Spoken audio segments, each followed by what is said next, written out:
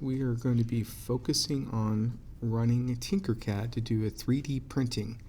So what we do first is go to the site that says Tinker, spelled CAD. CAD is computeraideddrafting.com. So you type that in the address line and you'll come up with this site and returning. Once that's done, you're going to click on Join Now. We are not going to use these in-school joining in because once we were done, it would delete the account. So we're going to go down and click on Create Personal Account. You're going to click on Sign In with Google,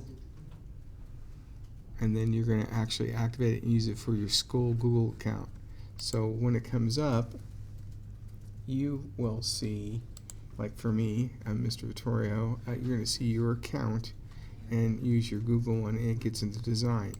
So the first thing you're going to see is a startup for the classes, and what it's going to do is you're going to click on this block here when you sign in, and then you're going to click on Learn. You're going to do the starters here on Tinkercad, and you're going to see all these starters. So the first thing you do is you're going to go through these starters. This will probably take you at the most 15 minutes. It's an easy way of learning how to use the software. So if I click on Place It,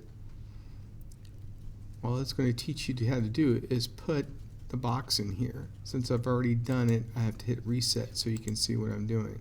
So just in the first one, all it is teaching you. You read the column here. It says, "Welcome to Tinkercad. Excited you have you with us. Tinkercad is used to build all types of creations by adding or removing shapes from the design workspace. Let's add a shape to the workplace now." So it's showing you how to do that. Here's the instruction. See the orange shape on the work plane. This is we're talking about, the orange shape.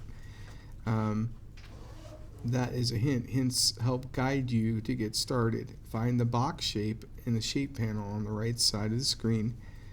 Left click and drag the box shape to the hint on the work plane. Continue to the next step. So I'm grabbing the box, putting it right exactly inside that spot there. Okay? Notice there's a solid color. You could change the colors, but it won't make any difference because in the end, we only print in one color. Or this thing, this gray, is making a hole inside of another object.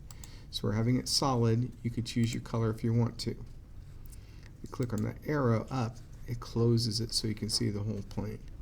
We're going to click Next, and notice it says we're done. And then you just go on, hit Done. You continue on to the next one.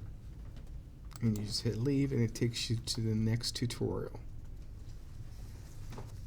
Okay, now for actually drawing the thing we're going to print, and sometimes it takes a while for this to generate or go on to the next step, so you just have to be patient.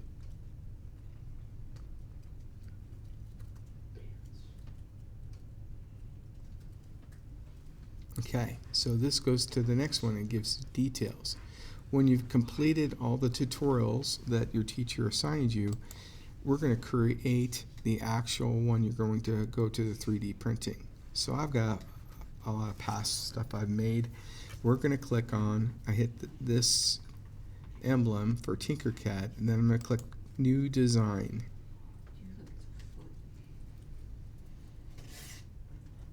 And it might take a minute to create that new design.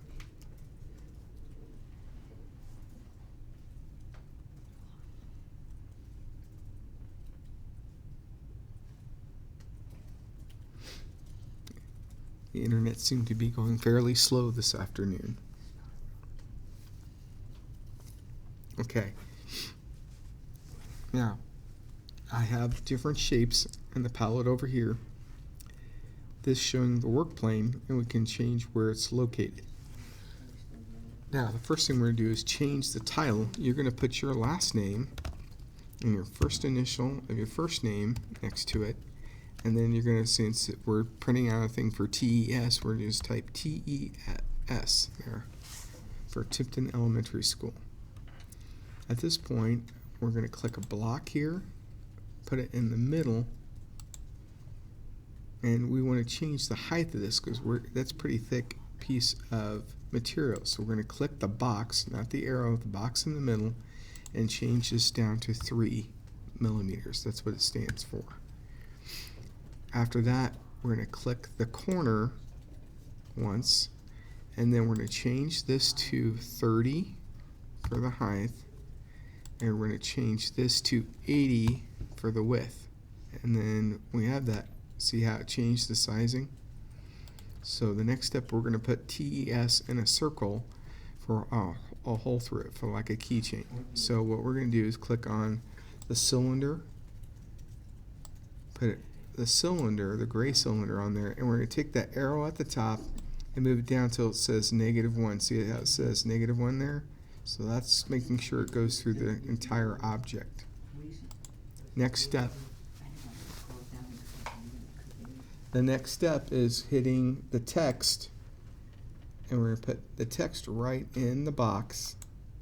And up here where it says text, we're going to put, right there, we're going to type TES.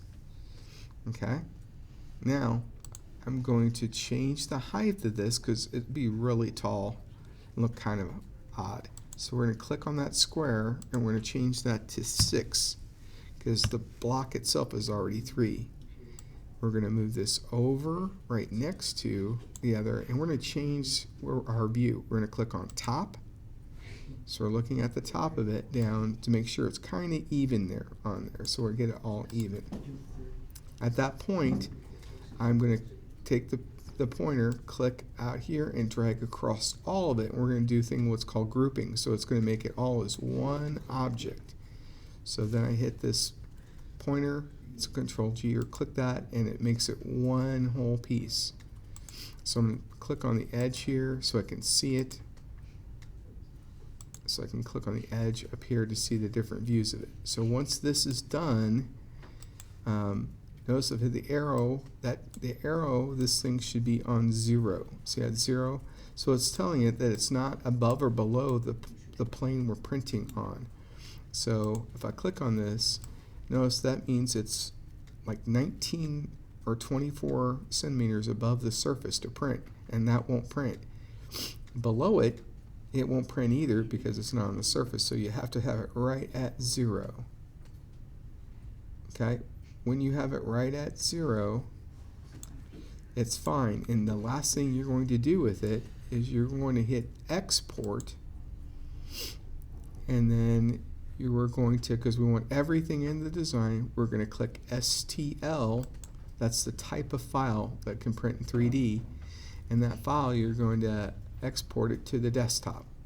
So when you hit it, you want to hit it out, and it should be it will export to your downloads, and you'll see it as an STL file. Once that's done, your teacher can take it to a thumb drive and take it to the 3D printer. All right, so you can always back up and look through the tutorial again to know exactly how to do this. Have a great day.